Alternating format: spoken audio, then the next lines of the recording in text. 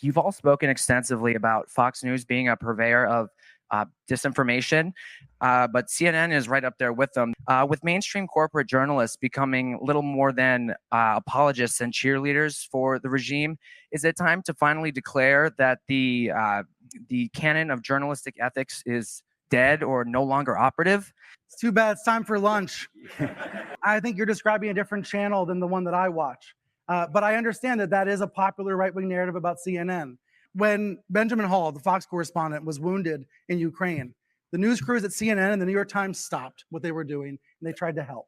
They tried to help him get out of the country. They tried to find the dead crew members. That's what news outlets do. That's how they actually do work together, to your question about sharing those kinds of connections and trust. We don't talk about it enough, though. That wasn't his question. That reality about how that happens. And with regards to the regime, I think you mean the President Biden.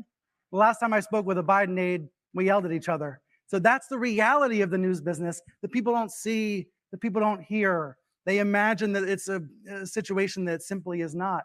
But I think your question, it speaks to the failure of journalism to show our work and show the reality of how our profession operates. We have a lot of work to do, I think. So they didn't want a Fox journalist to die. Exactly. And that's his answer. So that somehow addresses the question about CNN's coverage of all these stories that it's gotten laughably wrong. Another great part is he says, the last time I spoke to a member of the Biden White House, we yelled at each other. Well, I don't know if you remember this, but when he interviewed Jen Psaki a few months ago, his first question to her is, so tell us, Jen, what is the media getting wrong in its coverage of the Biden administration? Right. So asking Really Biden's spokesperson to tell him how he's getting it wrong.